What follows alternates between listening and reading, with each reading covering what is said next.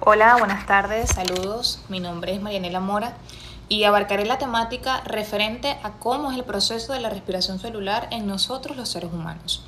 Este proceso inicia principalmente en el centro respiratorio del tallo cerebral, el cual envía un impulso eléctrico a través de los nervios frénicos para contraer así el diafragma y expander la caja torácica, generando de esta manera una presión negativa que succiona el aire hacia los pulmones. Una vez en los alvéolos, el oxígeno va a atravesar la membrana alveolo-capilar por gradiente de presión, pasando de 100 milímetros de mercurio en el alvéolo a 40 milímetros de mercurio en la sangre, mientras que el CO2 se va a difundir en sentido contrario para poder ser expulsado. De esta manera, el oxígeno es transportado por la hemoglobina a través del torrente sanguíneo hasta llegar a los tejidos, en donde ingresa a la mitocondria para poder realizar lo que conocemos como la respiración celular y producir de esta manera energía en forma de ATP. Como resultado de todo este metabolismo, el CO2 se genera como desecho, el cual debe retornar a los pulmones para poder así cerrar el ciclo vital. Mi nombre es Isabela Medina y les estaré hablando sobre las diferencias de la respiración y la ventilación, asistida o mecánica. Si bien sabemos, la respiración es un proceso natural que inicia principalmente en el centro respiratorio del cerebro y en el área sensible al dióxido de carbono del tronco encefálico, enviando así impulsos nerviosos a los músculos respiratorios. Estos músculos actúan tanto en la inspiración como en la expiración. Todo esto a fin de que se dé un intercambio natural de oxígeno y dióxido de carbono y que a su vez se logre la hemostasis.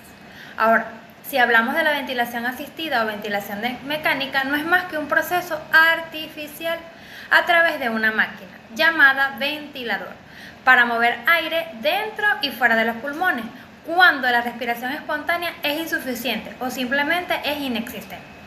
Por lo que ya dentro de esta máquina es donde se controlan los parámetros previamente establecidos, según la demanda del paciente. Es decir, no es más que un soporte temporal para mantener oxigenación, eliminar dióxido de carbono y a su vez reducir una carga respiratoria. La ley que explica la presión que requiere cada gas para atravesar la membrana alveolo-capilar es la ley de Dalton, de las presiones parciales. Esta ley establece que en una mezcla de gases, cada gas ejerce su propia presión parcial de manera independiente. ¿Qué quiere decir esto? En el sistema respiratorio, esto significa que gases como el dióxido de carbono y el oxígeno tienen presiones parciales diferentes, tanto en el alvéolo como en la sangre.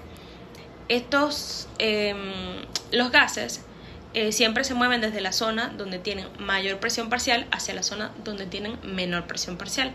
Por ejemplo, el oxígeno tiene mayor presión en el alvéolo que en la sangre venosa, por lo que difunde hacia la sangre. En cambio, el dióxido de carbono tiene mayor presión en la sangre que en el alvéolo, por lo que difunde hacia el alvéolo para ser eliminado durante la exhalación. Además, en este proceso de paso de gases a través de la membrana alveolo-capilar también puede describirse mediante la ley de Fick, la cual indica que la velocidad de difusión depende del gradiente de presión, el área de membrana y su espesor. En conclusión, el intercambio gaseoso durante la respiración ocurre gracias a la diferencia de presiones parciales de los gases, explicadas por la ley de Dalton, mientras que la ley de Fick describe es la velocidad con que estos gases atraviesan la membrana alveolo-capilar. Hola, mi nombre es María Fernanda Ramírez y voy a estar hablando un poco acerca de la respiración celular.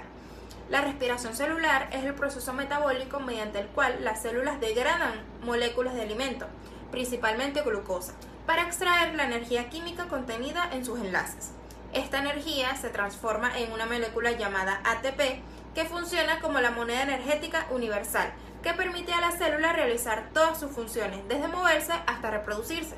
En los organismos que utilizan oxígeno, este proceso ocurre mayoritariamente dentro de las mitocondrias, que se pueden ver como una forma de combustión controlada. La célula utiliza el oxígeno que inhalamos para quemar los nutrientes, liberando como desechos dióxido de carbono que exhalamos y agua.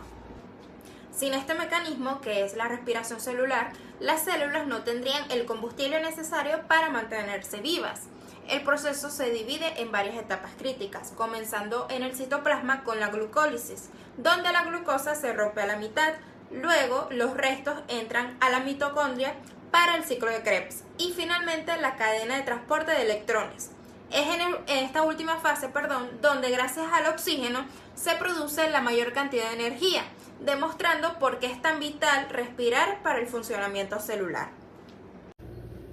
Buenas, por acá Adrián Jiménez y finalizando un poco lo que lleva esta temática, hay que notar o extraer lo que son los aspectos relevantes. En este caso, primero que la respiración no comienza en la nariz, sino que comienza en el cerebro, específicamente en el bulbo raquídeo, lo que hace que produzca ATP o energía. ¿Para qué? Para poder movernos y además de eso elimina lo que es el dióxido de carbono.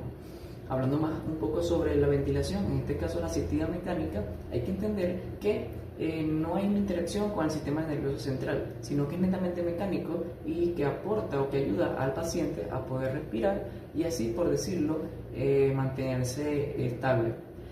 Luego de eso, dentro de lo que habla la ley de difusión de gases, establece que las condiciones físicas para el intercambio gaseoso se haga un poquito más pasivo y eficiente, lo que hace que recaiga cierta importancia en lo que es la optimización o maximizar lo que es la entrada del oxígeno a través del área de contacto.